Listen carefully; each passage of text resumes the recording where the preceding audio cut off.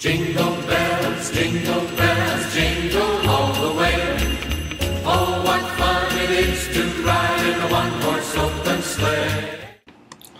Alright guys, we stepped it off with decline dumbbells.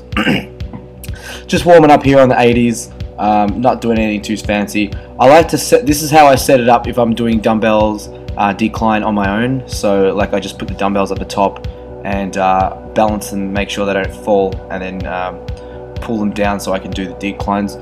It's a really effective way to be able to do a decline dumbbell on your own without needing a spotter or anything like that. So keep that in mind, good little trick. So getting good 10 reps in this and doing just 2 sets to warm up for a flat bench afterwards. Alright, here we go onto the flat bench now. I had a few drinks the night before, so I was pretty like trashed actually. I don't know how I managed to pull this workout out, but anyway, hitting the 110s for 4 reps. I only managed to get 4.5 reps in, I suppose, but normally I hit this for like 6 to 7 reps, and I go for sets of like around 3 sets. Really trying to push out, and you can see the guy behind me is trying to help me, just about to spot me.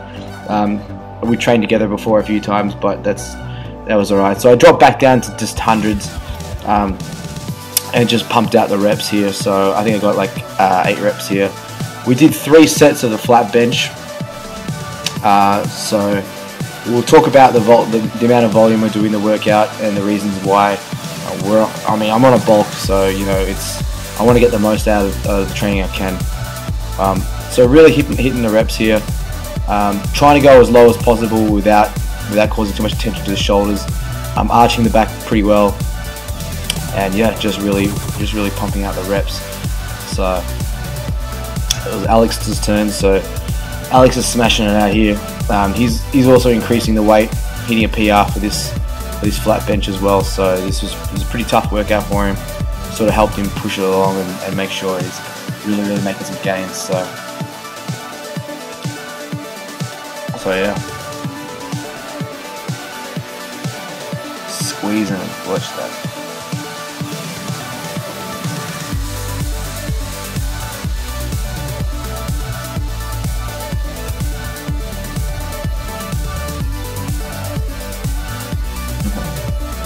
Alright, now we go on to the decline. Incline. Now I hit this for like 90. Actually, the second set I hit for 95, but we did 2 sets of this, so it was 2 sets of decline, 2 sets of incline, and 3 sets of flat. Now, just for dumbbells, and then normally I actually hit barbell bench press, doing RPE training. So really trying to focus in on strength and powerlifting for the bench press. Hopefully one day, you know, I might even want to get into proper powerlifting. So I try to stick to the main thing, cause like flat barbell bench press. But today we kind of went for a bit of a hypertrophy routine, sort of break it up. So again, hitting them for reps here.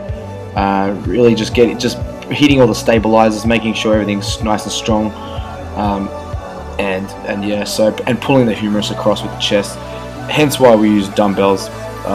It gets a better chest workout overall, a little bit more effective for hypertrophy purposes. So that was a PR for Alex. He's pretty happy. There he is.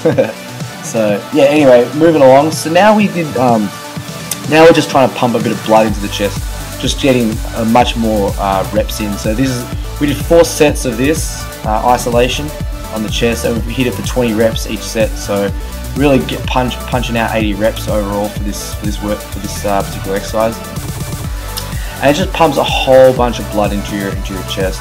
It really just brings out the chest a lot more, and you get a lot more fuller chest. And yeah, so making use of the carbohydrates in our diet. So really pumping it out. Alex actually increased the weight to like, I think it was like 110, and I was struggling on this. I was actually burnt out pretty hard in the chest, so I was really trying to get this last rep in. I think I missed the very last rep. Yeah, I missed the last rep. How do you feel, Steve?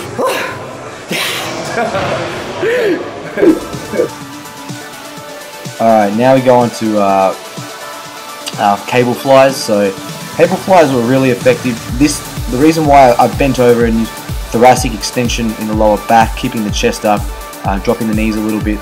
This actually helps really pump a lot of blood into the chest. We did 4 sets of this at around 16 reps. Really just brings out the chest a lot. The humerus, it pulls across the chest. It pulls the chest, muscles across from the humerus, and it just gives a more of a alpha look in the upper body. So really good exercise, fantastic isolator.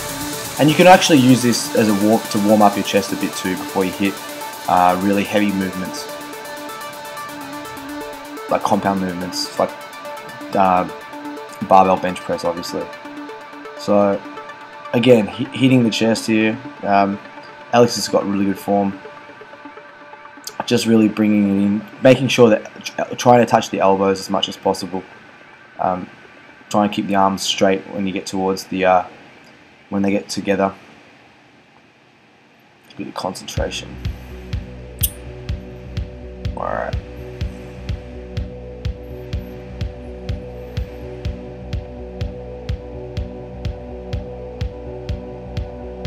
You can see the legs of the other trainer behind, just over there on the left hand side. He actually told me off for training. I'll end up having another argument. We'll talk about that in another video anyway. Anyway, finally hitting biceps is the end of the workout.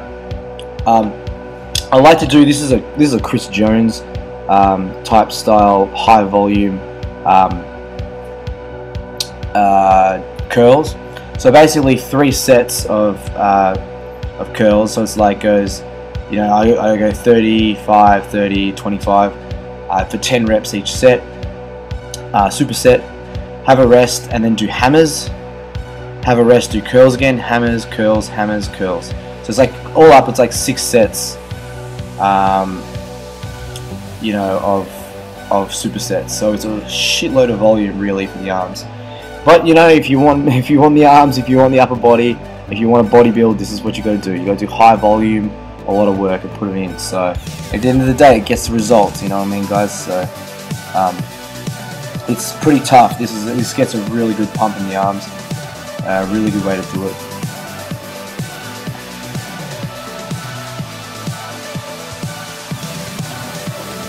Stripping it out. I didn't record the hammers simply because the camera ran out of power, so you know, I couldn't record the rest of it, but nonetheless, all good.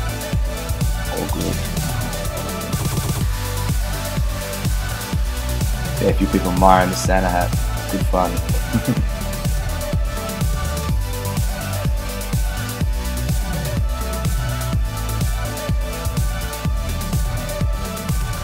Flexing the arms, look at that shit.